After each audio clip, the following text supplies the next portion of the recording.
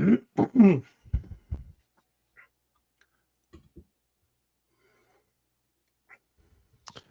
was an interesting week 5 across the SEC. Some pretenders, some contenders, a whole lot to react to. This is our SEC Squad live reaction show on a Sunday. You're talking ball with the SEC Squad.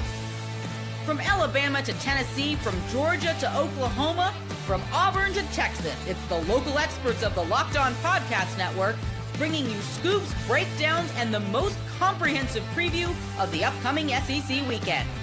It's the SEC Squad, and we have a seat for you. Hurt feelings and thin skin are prohibited. Squad up, you're part of the SEC Squad. And what is up, everybody? Welcome into our SEC Squad show as we're getting you guys, we're reacting to what we saw in SEC Week 5. And today's episode is brought to you by FanDuel. Right now, new customers can bet just $5. And if your bet wins, you'll get $300 in bonus bets. Use across the app.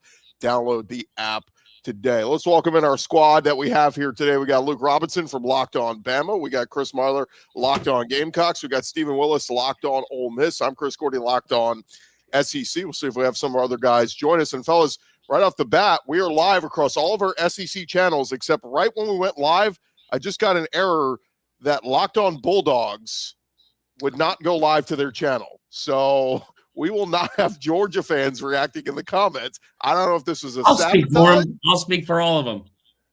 Goodness gracious. But fellas, let's start there, because this was, we hyped it up last week as the game of the week, and I just kept saying, man, like, Georgia doesn't lose at home. They, in this Kirby Smart team, the defense didn't look great a couple weeks ago against Tennessee, but I just thought at home they're going to look a lot better. We know how Kalen DeBoer has struggled on the road at Alabama for the most part in his tenure there.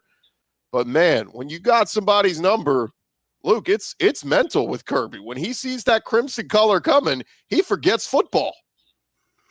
Well, I don't know about forget football, but there is just something. It's an aura. That's what I love about sports. That's the only thing that's left. We've got analytics out the yin yang, right? We can say, who does what, when, and how you're supposed to do it, and the percentage is this. But I love the intangible, the mojo, the weirdness about sports that you just can't explain. For some reason, Georgia just has an Alabama problem, and frankly. And I'm not trying to play the if Colt hadn't gotten hurt card, but Alabama had their two best wide receivers, two really good NFL wide receivers that got hurt in the national championship game and weren't available. And had they been there, Alabama probably wouldn't have lost to Georgia. So I'm just saying that for whatever reason, Georgia has a Bama problem. It doesn't mean Georgia's not good. Georgia's really good. I thought Kirby handled it awesomely, by the way. I want to say that. Kirby went on his press conference and said, some snarky little reporter. By the way, there's been a lot of those lately. He said something like, "Hey, you're 1-7 against Bama. Well, what's the deal with that?" And he was like, "Oh, okay. What's everybody else's record against them?" And you know what? He's absolutely right. It's not the most embarrassing thing in the world. He's still the coach that won back-to-back national championships and is a perennial playoff contender. Alabama's just really good too. And for whatever reason, Alabama does have their number. And we can talk about Kalen DeBoer's road woes all we want to, but after off weeks, he's pretty doggone good. Marler, you want to jump in here? Guys, it's been 4 minutes. I haven't been yelled at by anybody on the squad show, so happy to be here. Shut up, Marler. Yeah, let me talk. You gotta say it. You gotta say it at least 7 more times. For text. So the Kirby thing is interesting. I think Luke is right and wrong a little bit here. Maybe not wrong, but like right. And then also I'll push back on a couple things. The thing with Kirby is that there's something that happens to him whenever he faces Bama. That defense was playing well enough in the second half, kick the field goal and tie it up, and you probably think you can probably get the ball back, win the game.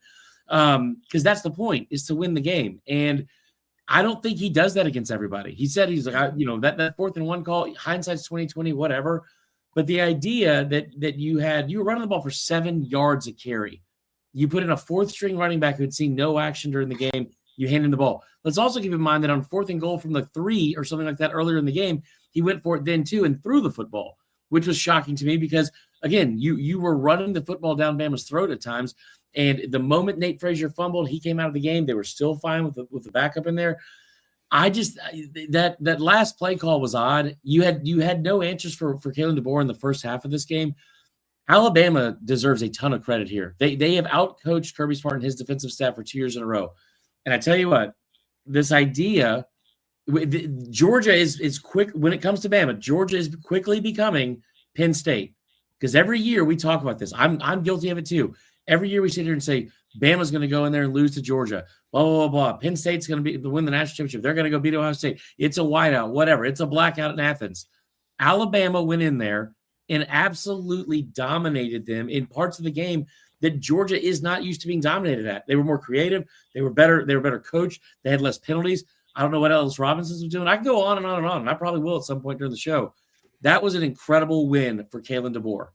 Let me add something. First of all, you're absolutely right about the rushing. They were only averaging 7 yards a carry. You know why? Because a couple of times they only had to run 1 yard for a touchdown. Right. They would have about 14 yards a carry. Look, you've seen them play though, were you not impressed with how much better coached that this Bama team looked on the road, especially? Because that's been the problem. 100%. And in fact, the D is getting killed. I mean, they were getting killed all during the game by people online and everywhere. Yeah. But in the end, they only gave up 7 points. Now, offense didn't score. It was like the offense said, we did everything we could do in the first half. Now we need y'all just to not screw it up. And the defense didn't screw it up. I mean, there's a positive. I also want to add one more thing. The targeting call on James Smith makes me so irate. It's so dumb. I can't believe how dumb that was. And then to top it off, when Ellis Robinson went Jimmy Superfly Snuka on top of a pile, yes, he got an unsportsmanlike. But you know what?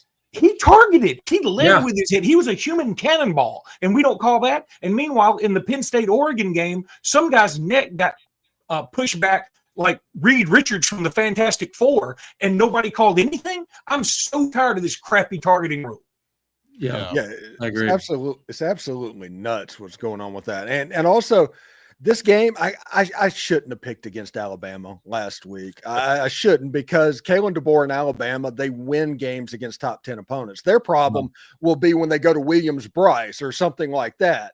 That's their problem at the moment. But Alabama looked really good. Ty Simpson is having the year that I thought he would have. Yeah. And he is starting to put it together. And honestly, does he look a little bit like when Michael Penix was playing at Washington? He's just dealing the ball right. It's really interesting to see exactly his development, because he has been at the top of the SEC in quarterbacking this year. What I thought was so interesting, fellas, is Alabama was the aggressor at the start of this game. Like, they came out going, we're dictating the tempo of this game. And I was like, holy crap, what is happening here? And Georgia was stood around looking at each other like, what's happening?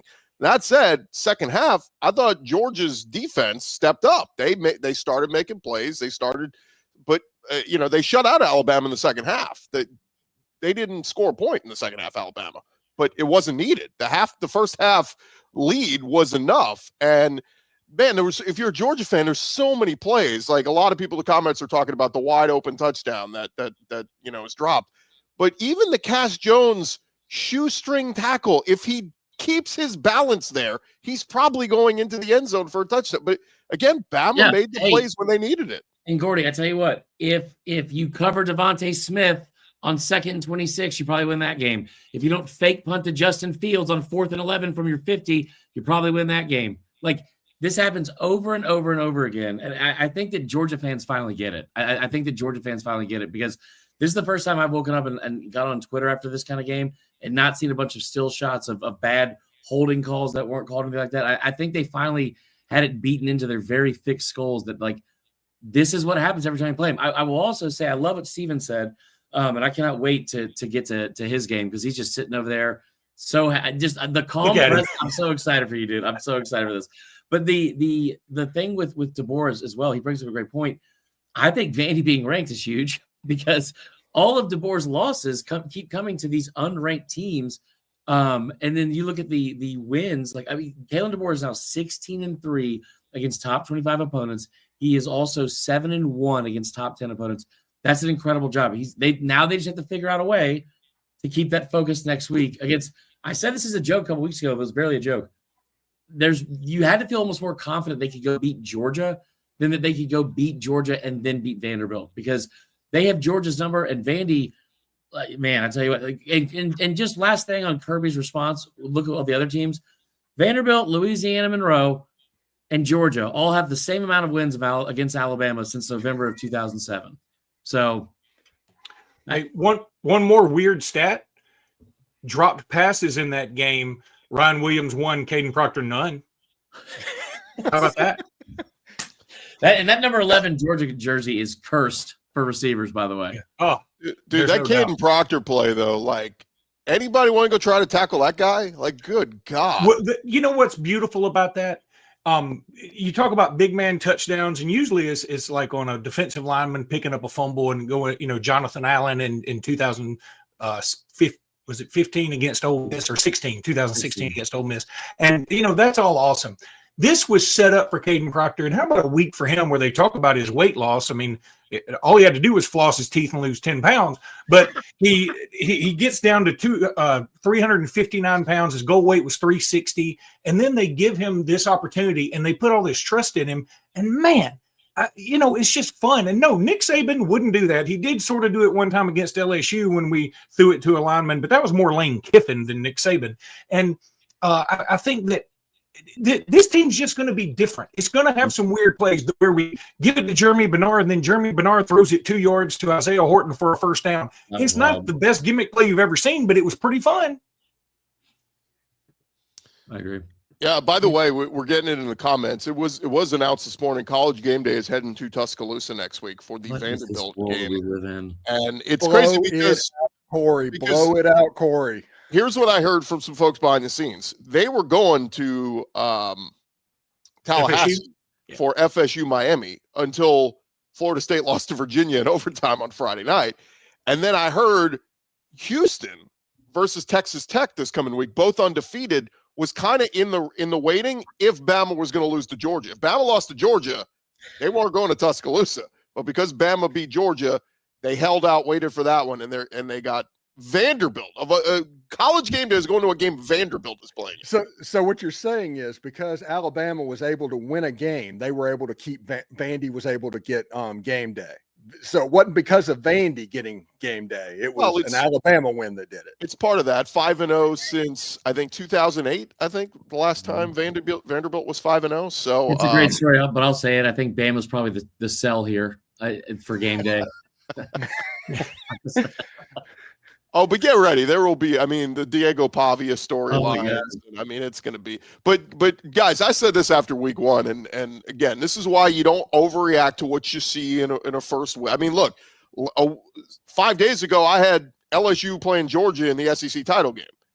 5 days later, look at where, it's like, now, does anybody feel good about that pick?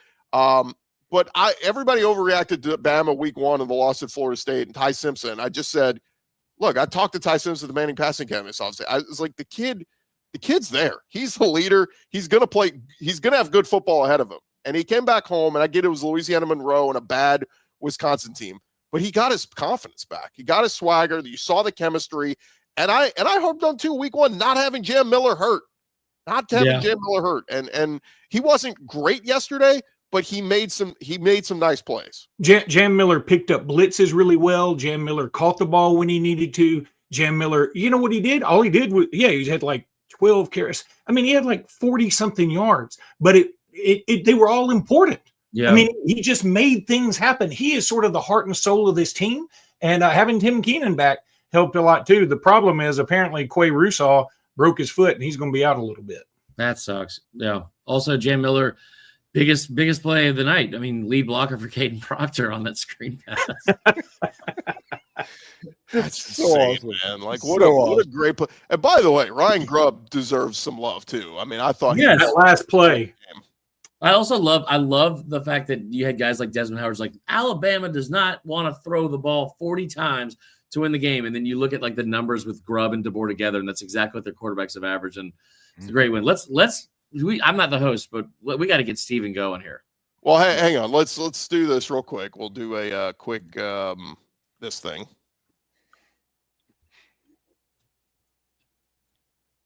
And we want to let you guys know about our friends over 5 Hour Energy. Caffeine just got a flavor upgrade. 5 Hour Energy shots. deliver tasty caffeine in 17 bold flavors. Each 2-ounce shot packs the caffeine of a premium 12-ounce cup of coffee, plus B vitamins and nutrients with 0 sugar and 0 crashes. What we love most, how portable they are. When Marler's heading to a tailgate or Luke Robinson's heading to a meeting at the YMCA, he can take it anywhere he goes to get that boost when you need it.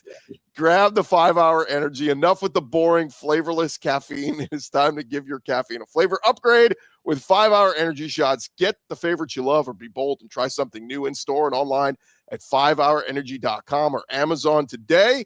Again, might be heading to college game day this weekend. You're going to need it. Long weekend in Tuscaloosa coming up with 5hourenergy.com. I've Sorry, had Luke. 3. Couldn't think of a meeting on where Luke might be going.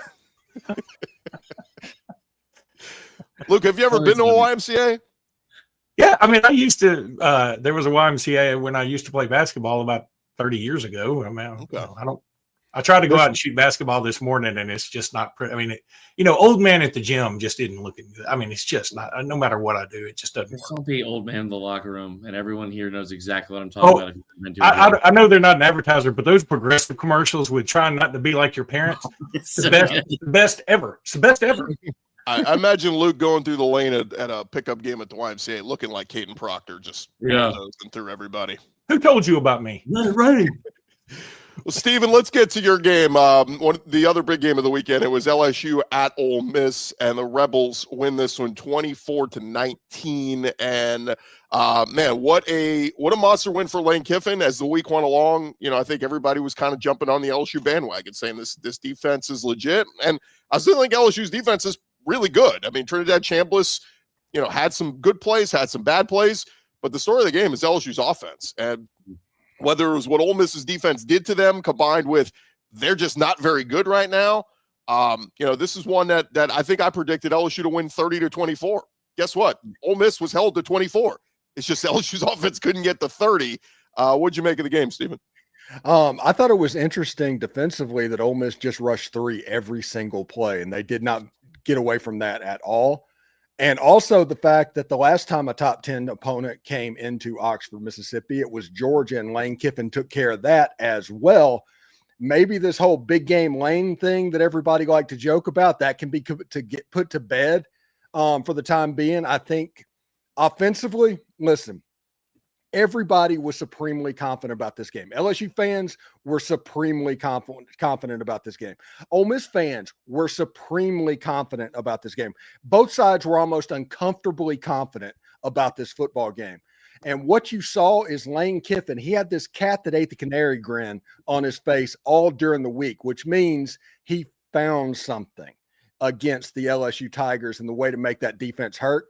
And what he found was what they were doing over and over on short yardage that led to 50% third down conversion and keeping long drives alive. If you didn't turn the ball over, you overcame double-digit penalties in this game. Ole Miss's offense didn't play particularly well. All week we heard this is going to be a D2 quarterback going up against an $18 million defense. This is a D2 quarterback going up against an $18 million defense. Well, maybe they thought it was D3. Maybe they just didn't know. Maybe they want a refund. Either way, Ole Miss dominated that game, and that score was very flattering to LSU. I'm so happy for Steven. I mean, look at the confidence. He's sitting there he's sitting straight up. His posture's good. I love it, man. He really is.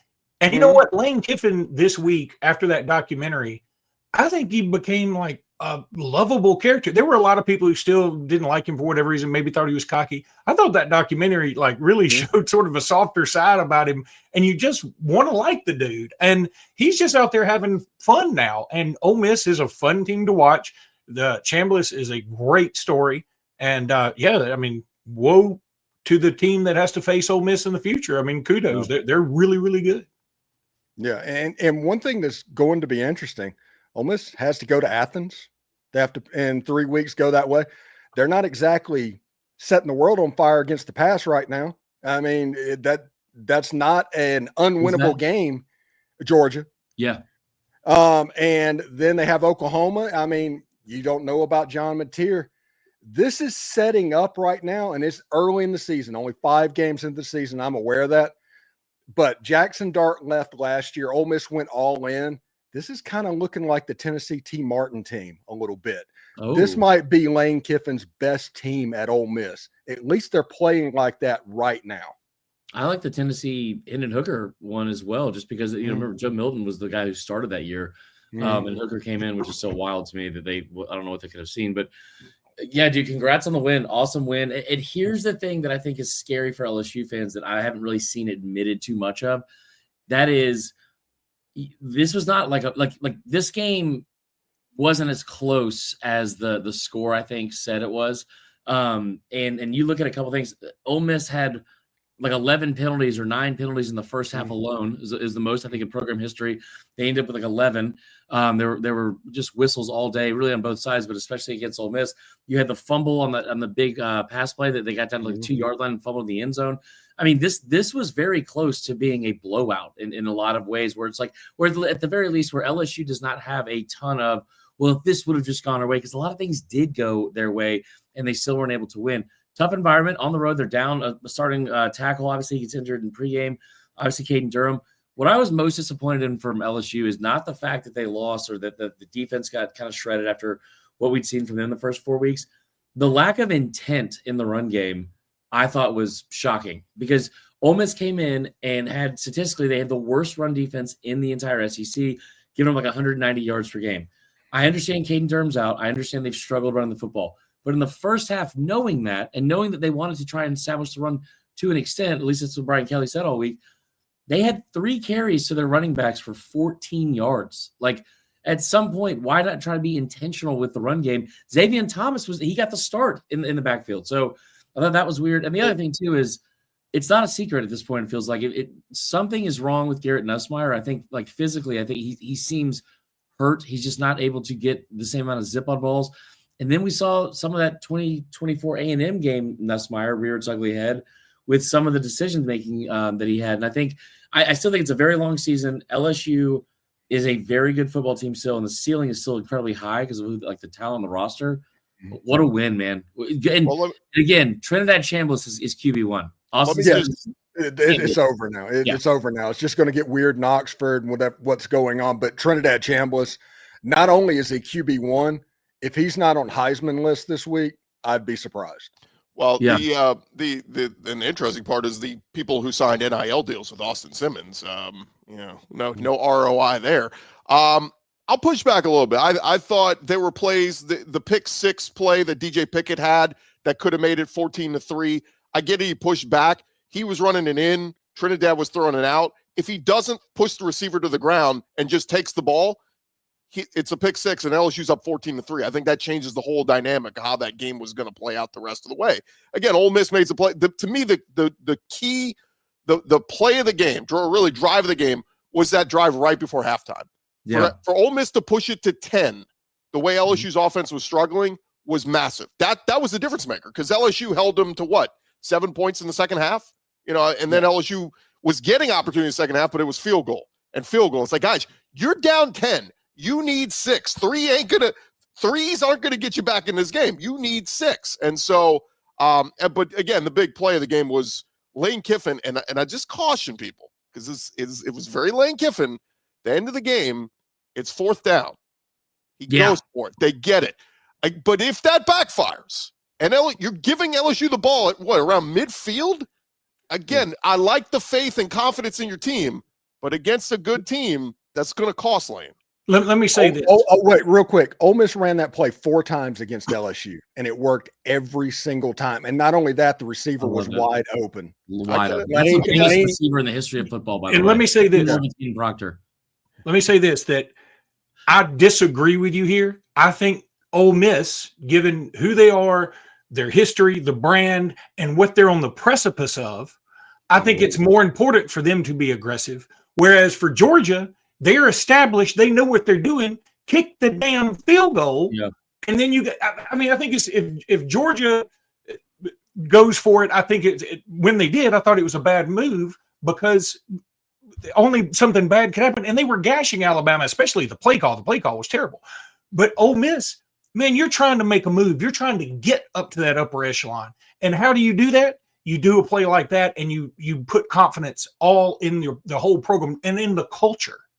See, I could be wrong, but Steven, were they in field goal range? Because they were just at the 34, right? Long Yes. field goal. The field goal kicker that Ole Miss has missed 150-yard field goal in his career. He's like 9 of 10. He is really, he's a Groza candidate. But what Lane Kiffin was scared of, and this is honest, and we've seen the weird Ole Miss LSU games in the past. What if it's a bad snap? What if it gets blocked and gets returned for a touchdown? Yeah. That is the reason they were a little bit worried about it. And this, if you just didn't get the first down, you actually saved 7 yards on it. Yeah, I thought Put that that was a comment really up, cool move Morty. Yeah, it was good. I thought it was a really good move by Lane. I thought it was awesome to see him put that kind of confidence in his player and in himself in the play call. I thought that was a really cool moment yesterday. I don't want to go back to this game at all. I just want to see your reaction when I bring this up. How about that field goal from Alabama yesterday? Did that land yet? Did that land yet? Yeah. By the way, I would like to have some kickers try out, and I wouldn't be surprised if Lieutenant Dan comes out there and kicks our next field goal, because that field goal should have gotten a DUI. That ball is still rolling down to Alpharetta. I mean, Andy Papanastos called and goes, "What are you doing?" I love that you brought up Lieutenant Dan, because just like Lieutenant Dan, LSU cannot run. So there's that. Let me go back to LSU real quick, because I got to beat them up a little bit. Mm-hmm. We heard 2 weeks ago Brian Kelly say, Nussmeier's got this torso injury, but we just need to get him to the bye week. And he's going to get fully healthy. Everybody's going, wait, you're playing Southeastern this week. How about you sit his ass, play Michael Van Buren, and get him ready for the Ole Miss game? But they don't do that. And I think this is them being selfish. I think this is the BS of, Nuss has got to win the Heisman. We got to get him stats. He can't take a week off. He's going to fall out of the Heisman race. Well, you just fell out of the Heisman race, my boy, because you sucked ass. And so after the game, they ask him about his injury. Hey, Nuss, are you healthy? I'm not going to answer questions about my health.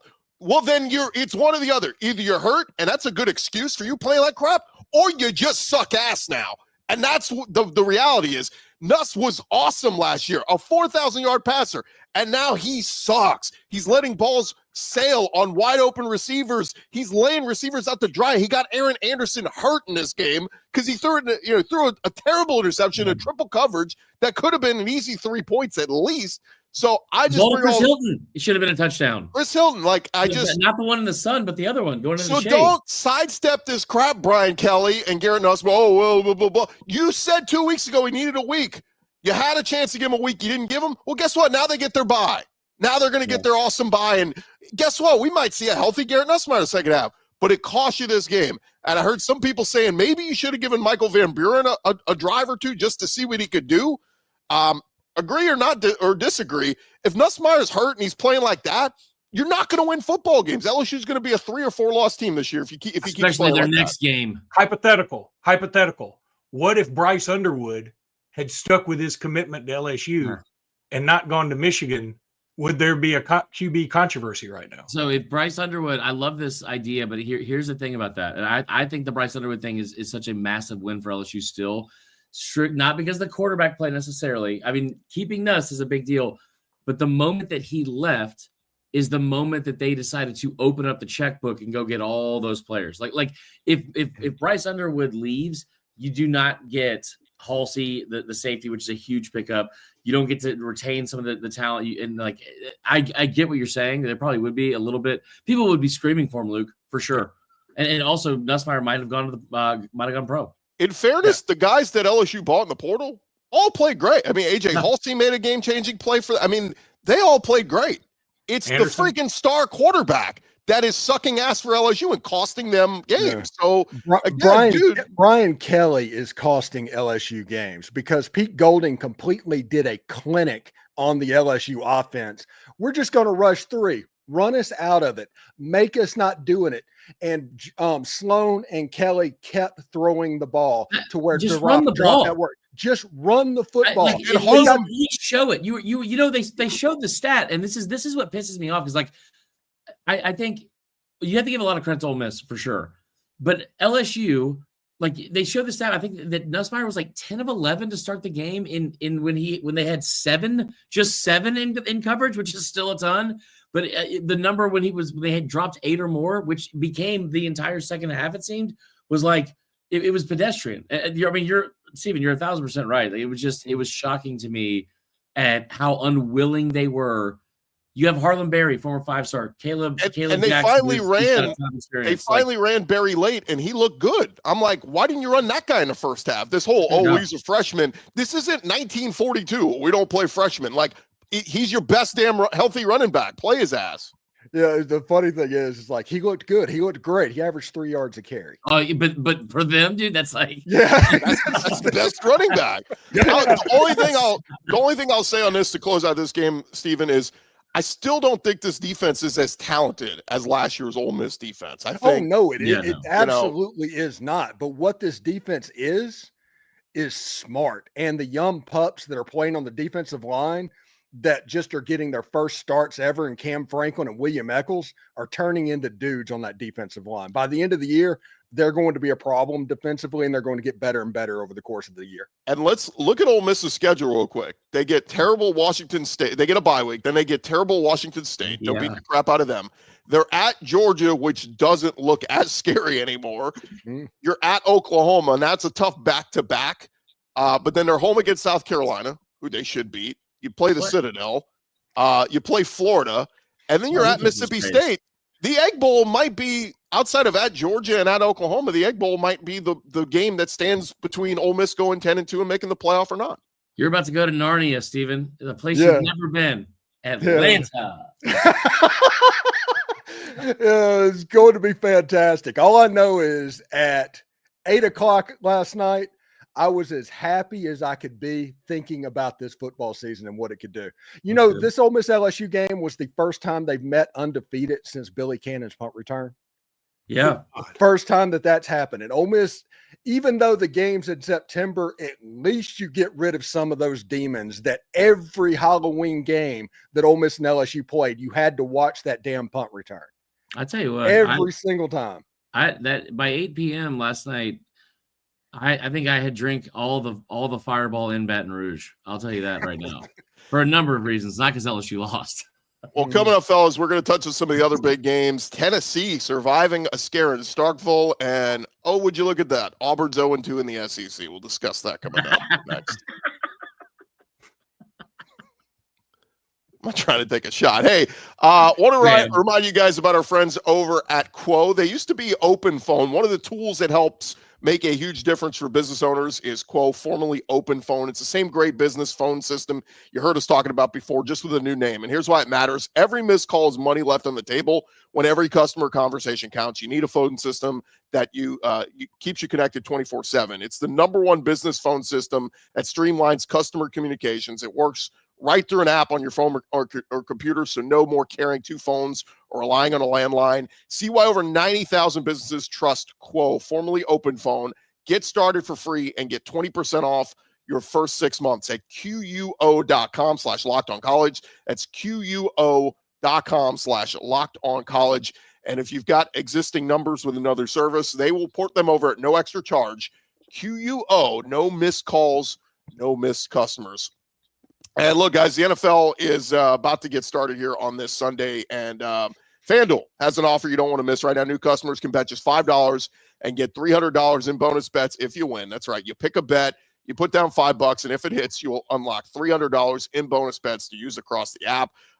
Again, you're playing fantasy football anyway. You're watching NFL games. You're watching the college games. They got all the big SEC games up there every week. If you're watching football anyway, look, it makes it even more exciting if you got a little something riding on the action. Whether you're a casual fan or you love diving into the stats, FanDuel makes the game day experience so much better. So what are you waiting for? Visit FanDuel.com, download the FanDuel app today, and get started. I want to piggyback on that. What's up? What you got? Piggyback on FanDuel. It is a great deal. $5 wins you $300 in bonus bets. Do not start a joint betting account with your fiance or significant other, because the amount of arguments we've had over parlays in the last 24 hours has been unbelievable. And we've been winning. It's unbelievable. But definitely go to FanDuel. It's a great deal. Man, I would a joint Facebook account. I wouldn't recommend anything joint, right, Luke? This is way cooler. Luke, you're muted. You're muted. You know what? I'm famous for muting myself. It's the untangling of the joint stuff later on that's the problem. And I don't know how it is for a FanDuel account. I can tell you how it is for a checking account. Where do you guys want to go next? You want to do Tennessee, Mississippi State, or Auburn? No, I don't. I want to talk about South Carolina. There's no one from Tennessee or Mississippi State on the show. Okay, well, let's do South Carolina. Monster win, 35-13. Seth McGowan scores the first touchdown of the game for Kentucky, and he throws a football. Lenore Sellers' grandfather, if you missed that story, he had to apologize after the game, but that would be the only touchdown Kentucky would score in this one, as Lenore Sellers in South Carolina called this a get-right game. It was a get-right game for the Gamecocks. When is Kentucky going to stop just handing over bulletin board material to South Carolina for these games? Like the fact that Beamer's addressing in the postgame, yeah, and somebody brought up the fact that Beamer ball isn't a thing or blah, blah, blah, blah. We're not talking about Auburn right now. You know what? We'll start talking about those teams when the host of the shows show up to the actual event. He's Get it off the chat. screen, I'm on right now. In the chat. So he won't be here. He's in the chat, but he's like, listen, it's probably about time for communion. If you're at church, get out of here. Thanks, Christopher Satterfield. Anyway, I think you suck. Oh, that's unique and funny. Very original. Anyway, this game yesterday, the biggest thing that South Carolina needed to do was figure out an identity, and they were able to do that. Kentucky's not a good football team. They're not a good football team, but they had a week off coming into this game. Not in a rude way, Stephen. We also saw in this exact weekend a year ago them go on the road as a huge underdog and win against Ole Miss. That was like, think about how you felt as a South Carolina fan going into this game. You get bullied by Vanderbilt. You had multiple opportunities to beat Missouri, couldn't figure out how to tackle Ahmad Hardy. And then you go into this week and you get two running backs that are in the top 10 in the SEC in missed tackles force, both big 215 plus type backs at Kentucky.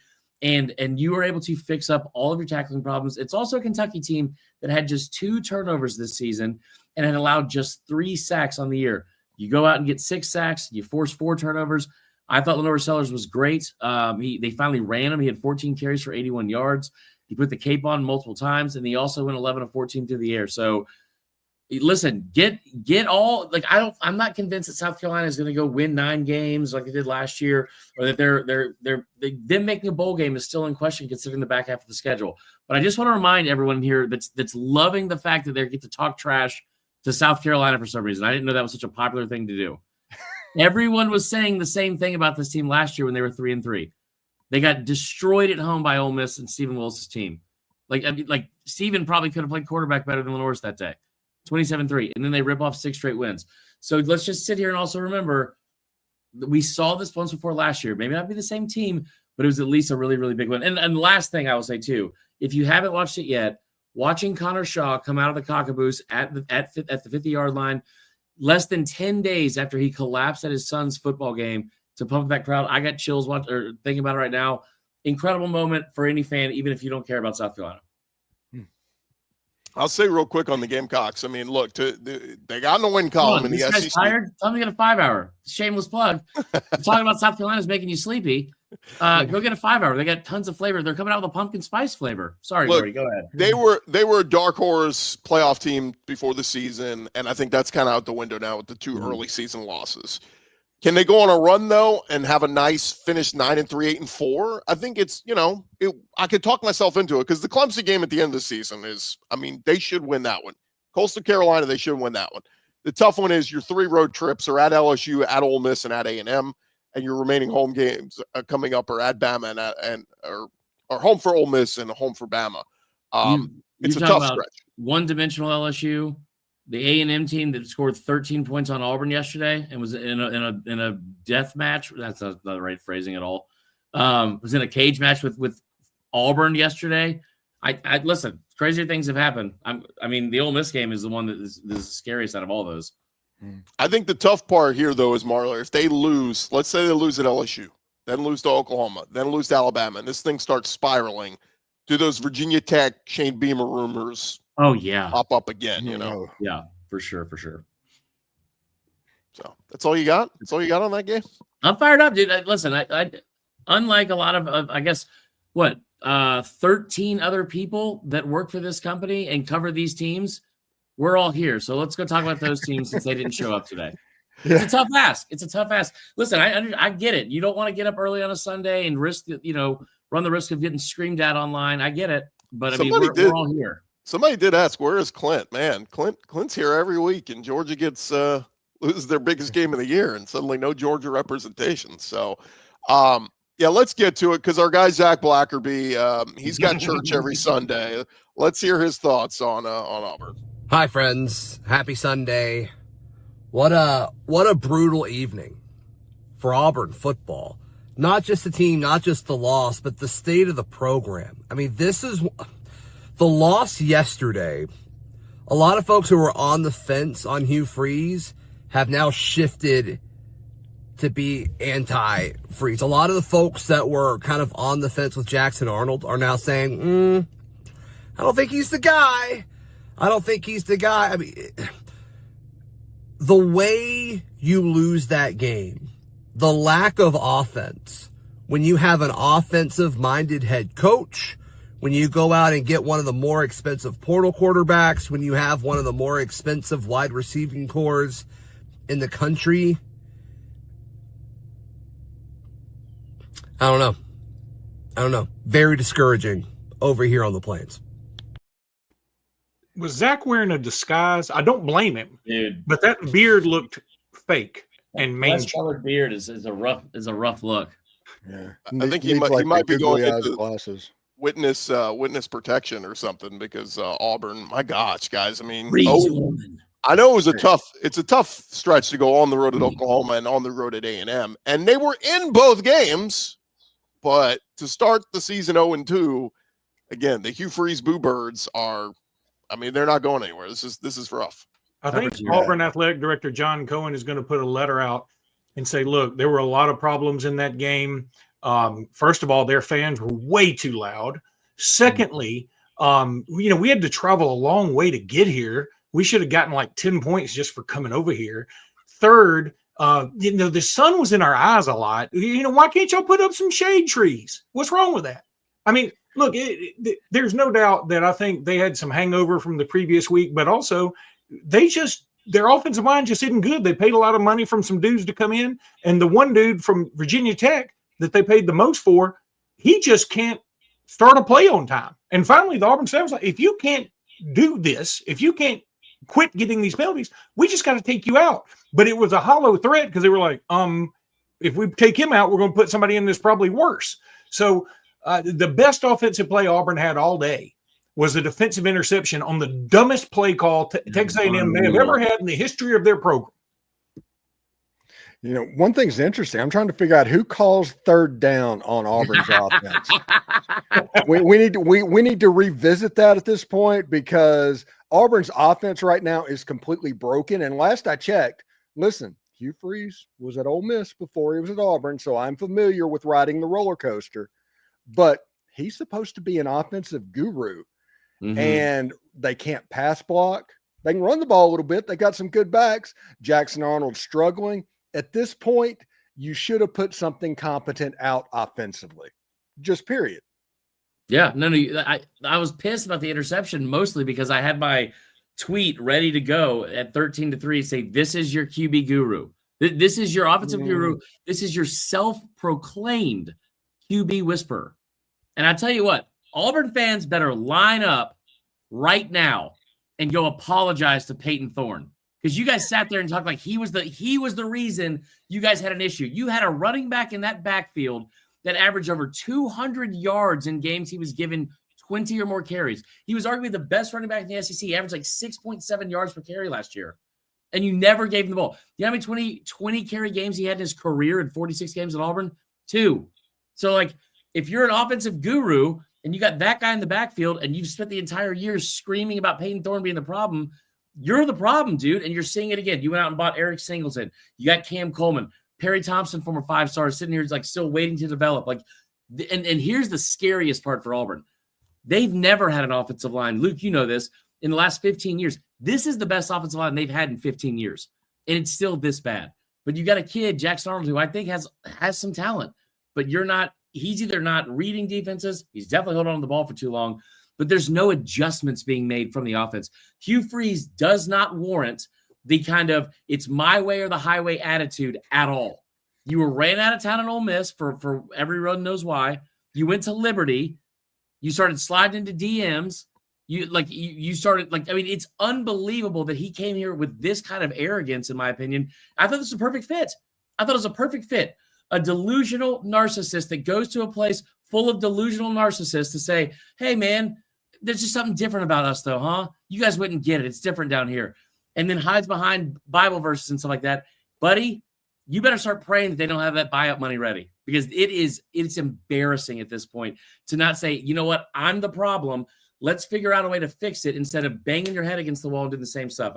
That might be almost like he's trying to get fired. I mean, honest to God, that's not a bad gig. I mean, you get fired and you get a boatload of money and you go to the house and do whatever you're going to do. But look, the fourth down, 4th and 1. So inexplicably, Auburn had a chance in this game. It's 16-10, and Auburn had a chance because Texas A&M, again, the dumbest play call. Texas A&M fans ought to be irate about that. They missed 2 field goals, and then they throw an interception at the just so bad, so stupid. But it's 16-10. You get to 4th and 1. How do you not tell your quarterback, dude, hot route immediately, slant immediately, or you run it right up the middle, or do something? 3rd and 1, Luke. It was 3rd and 1 before that. Yeah, how do you take a sack? How do you take a sack? For the second week in a row, that's how the game ended. That's a quarterback issue for sure. But again, I love what Steven said again. And for those of you who don't get the reference, who's calling the play on 3rd downs? They were 0-12 on 3rd downs. I think they were 0-13 on 3rd and 4th downs combined. But that is pathetic, for one. Maybe it's time to do we talk about how bad Billy Napier is. At least Billy Napier is sacking up and saying, I'm calling the plays. Hugh, call all the plays. Stop trying to pass off the blame and pass off the responsibility on Hugh is calling all the plays. He just don't want the criticism for calling the plays. Guys, I want to tell you a stat that I just found. I'm not vouching for it, but it seems right. This comes from an Auburn message board, and kudos to Big Daddy 36830.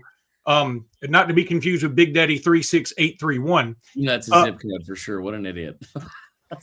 All right. Since Hugh Freeze assumed control of the offense, these are the results.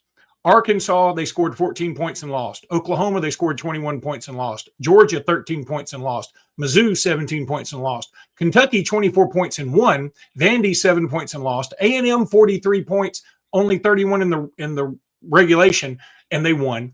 Alabama, 14 points lost. Oklahoma, 17 points and lost. A&M, 10 points and lost. And 7 of those essentially came off a pick six. I mean, I know it ended at the 2, but I mean, I don't know how somebody doesn't go to Hugh Freeze and say, okay, either we can just give you your buyout and everybody move on their merry way, or you let anybody, and I mean anybody else, call the plays. But Luke, here's the deal, man. He beat Bama twice at another school in the Obama administration. Of course he's got to be the guy.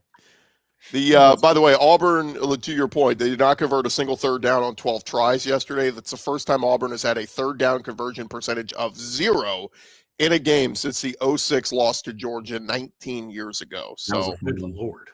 It is bad. Look, on the flip side, I will say A&M, I kind of gave them crap for their defense the first 3 weeks. Defense was lights out yesterday. I cannot stand, though, if I was an Auburn fan, my God, how long Jackson Arnold stands back there. Dude, do something. Make a freaking decision. You don't have 8 seconds every drop back to make a decision. It's ridiculous.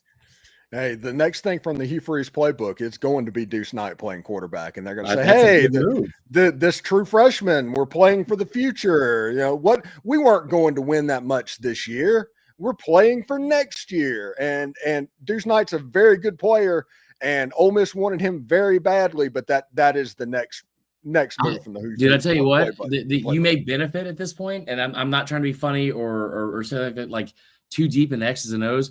But a lot of times you get those freshman quarterbacks that haven't seen a lot of game action, especially one that they can run. And their first instinct when the pressure comes is to run and not keep their eyes downfield. That may be an improvement at this point from what you're doing, because you have someone that's holding on the ball for way too long. And that's somebody that covers Lenore Sellers for the past year and a half. Love you, Lenore. Yeah. So what do you guys think is going to happen? I mean, Auburn is 3-2.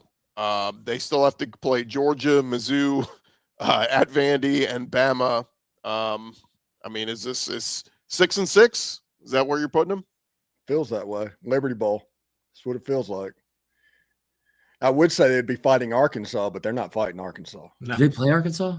Yeah, they do. No, for the Liberty Bowl. I mean, that would be funny because Arkansas is not going to the Liberty Bowl. Hey, I picked Arkansas to beat Notre Dame. That's how we all did. That was just because the Golden Dome hate. Let's jump around, guys, because we only have a couple minutes left. But real quick, Tennessee, got to give them some love, finding a way to get out a win in Starkville. But major props to Jeff Lebby and the Bulldogs. Yeah. They put up a hell of a fight. We were kind of all surprised when we saw that line was around a touchdown. It was like, gosh, giving a lot of credit to Mississippi State. The fans brought it. The cowbells were going.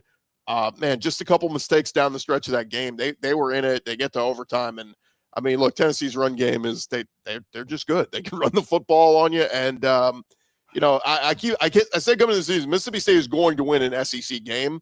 Yeah, they almost won this one, so at least the rest of the SEC is on alert. Do not take Mississippi State for granted, but Tennessee, good win for them. Gutted one out. I don't want to like Tennessee deserves a lot of credit. They're undefeated in regulation still. And now they got back a little bit in this game, and it was an incredible fight, I think, from both teams. Aguilar's kind of struggled a little bit at some of the decision making, I think, over the past week or so. Here's the thing, like I don't want to sit here and praise a loss, but Mississippi State does deserve a ton of kudos because it is their 13th straight loss. I know that like it's a heartbreaking way to go out. But I mean, you think about the fact that where they were a couple seasons ago, no one in the country has had to go through what this fan base and team has with losing a coach that unexpectedly passes away before a bowl game. Then you hire somebody, you fire him a year later. And they think about this too. Lebby, an offensive mind, an offensive guru, as Hugh Freeze would call himself. Lebby goes out there and you lose your best two receivers to A&M and Mizzou in the portal. And still, the fight they had yesterday was awesome. But again, also credit Tennessee because they were very, very resilient in a very hostile environment too. Yeah, if we want to talk about battered Aggie syndrome, oh man, Texas A&M does not do very well against schools from Mississippi, and Mississippi State plays Texas A&M on Saturday.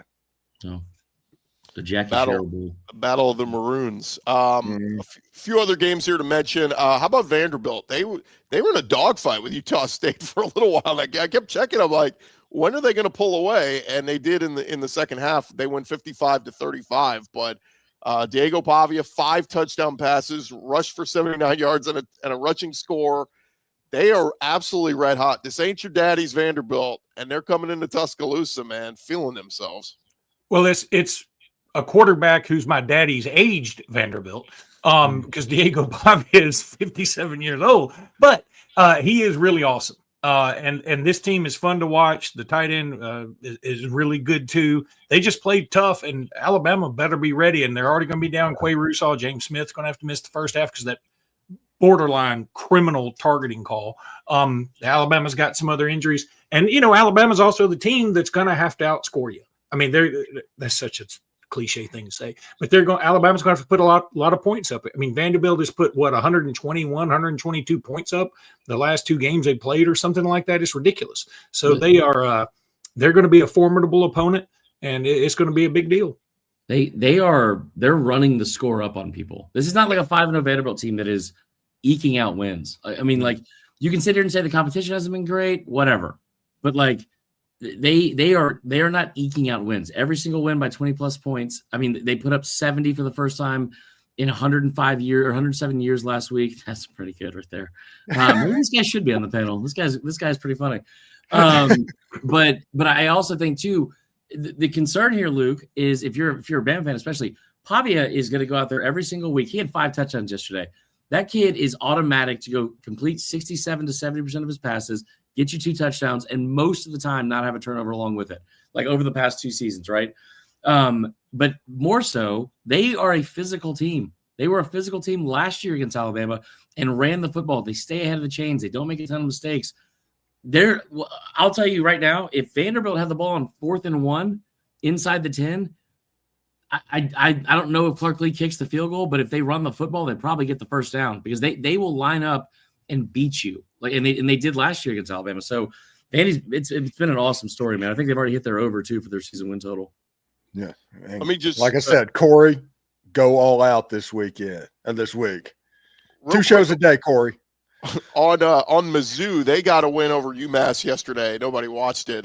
They improved to 5-0. Ahmad Hardy with his 5th straight 100-yard rushing game. He has been awesome. They get a bye week, and then they are playing Bama in Mizzou. So Bama's next 2 weeks are game day home against Vandy and at Mizzou, which is going to be a tough one. So and then Tennessee at home. Yeah, so there's no rest for the weary for Alabama, but I just bring that up because Mizzou, God, they still don't leave their stadium for another couple of weeks. It's insane.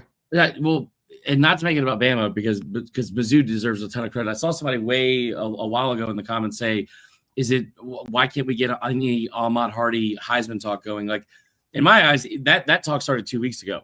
This kid has been awesome. If you didn't see it coming, that's on you because you didn't want to pay attention to Mizzou, like a lot of SEC fans really never want to do. But like the writing's on the wall, it was going into the season. Like a running back at Mizzou has finished in the top 4 in the SEC in rushing every year that Drink's been there, including 2 guys that I think led the entire conference in rushing.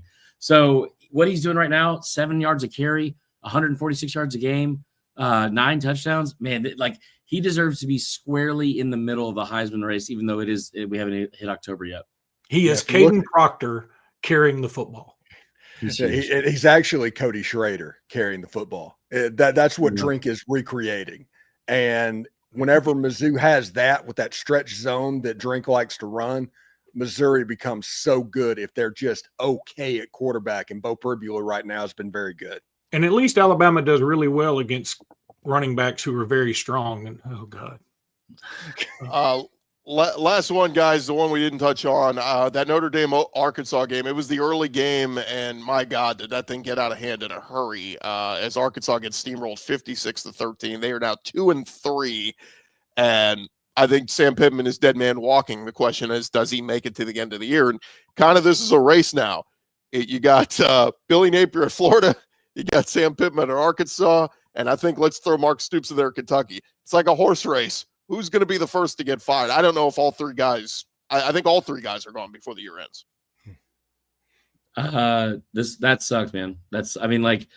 It felt like very early they had a chance to roll over and die, and it was going to be interesting to see if they would. We all love Sam Pittman. I wish he had a job forever. It's probably time to move on.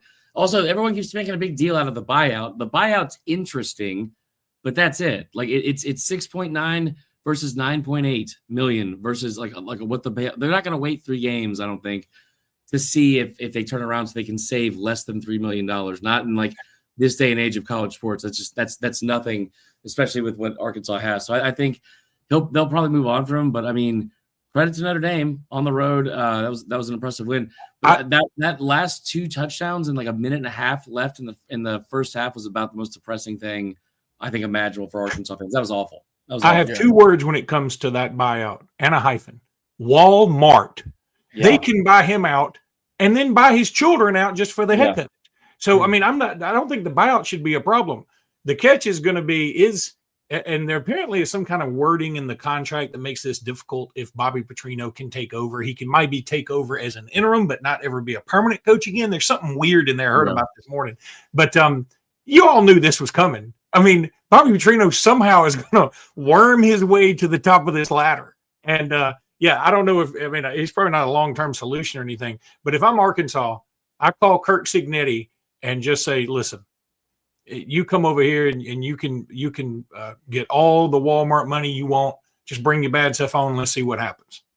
Yeah. The coach that would be the perfect fit to me and would actually scare the heck out of me as an Ole Miss fan would be John Sumrall going to into Arkansas. Gus Malzahn.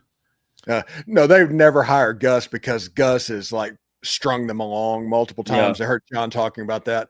But it's interesting because it's the Q words happened in Fayetteville, and that game against Notre Dame, you never quit if you're a Southern football team against Notre Dame. Never. And it just up and down the field. It was almost one of those things. I think it was 2011 when Ole Miss played LSU. With 5 minutes to go in the fourth quarter, LSU took a knee and got in the victory formation to quit scoring and just ran out the clock. That was what happened on the Hill against Notre Dame. They just quit scoring because they didn't want to. Sam Pittman's a heck of a guy, but he's not going to lose his job until Hunter Yurachek loses his job. And because Hernan Yurachek is not going to have the benefit of hiring the next coach at Arkansas. No. That is passed. Real quick, guys. Mike Gundy, that'd be an interesting one. I think he'd be good at Arkansas. I'd be in for that. Let him coach the rest of this season. Who cares at this point? Yeah. Real quick, I'll say this. A few people in the comments saying, is John Neighbors okay? Look, John Neighbors expected this, so he's not. He's totally fine. Okay. It's unrelated to the game, but he's not okay. You can't kill something that's already dead inside. It would be the other way if he thought Arkansas was going to beat Notre Dame, which he said was not going to happen. Yeah. So it played out as expected. I mean, the interesting part is if you fire Pittman and make Petrino the interim coach, defense is the problem. I mean, I know the offense didn't do a ton, but at least through the first few weeks, offense was the least of your problems. It's the defense. Travis Williams, this might be the worst defense in the SEC, hands down. So they're awful. They're like 2023 LSU bad. I mean, they are really, really bad. Or 2020 LSU even. Like they are really bad. And I'd say that the thing that's so weird too is I finally get where Neighbors is coming from a little bit, because every time, even early on in that game, when they had a chance to do anything, drop passes, dropped interception, another drop pass. I mean, like it's just it's frustrating for sure. Yeah. Well, guys, go ahead, Steven. It's just sad. I don't think Travis Williams is ever going to coach defensively coordinate again. I think this is a career ender for him. Real quick, we will be we'll do our squad show later this week. It's kind of a weird week in the SEC. Texas at Florida will be interesting because it's Arch Manning on the road for the first time. Vandy, Alabama will get a lot of the attention. The only other one, Mississippi State A&M, which you guys kind of said, that's kind of gathered some interest now because of Mississippi State and their offense, and Kentucky at Georgia. I mean, that should be a get-right game for Kirby Smart and the Bulldogs. But and Kent State plays Oklahoma, which, okay, no John Mateer. It kind of is whatever. So kind of a dud week coming up in the SEC, but maybe there'll be some sneaky good games to react to. Any closing thoughts from you guys before we wrap up? Nope. See you in Atlanta. Yeah, don't drink bleach either. That's not a good idea. See you guys See ya. later in the week.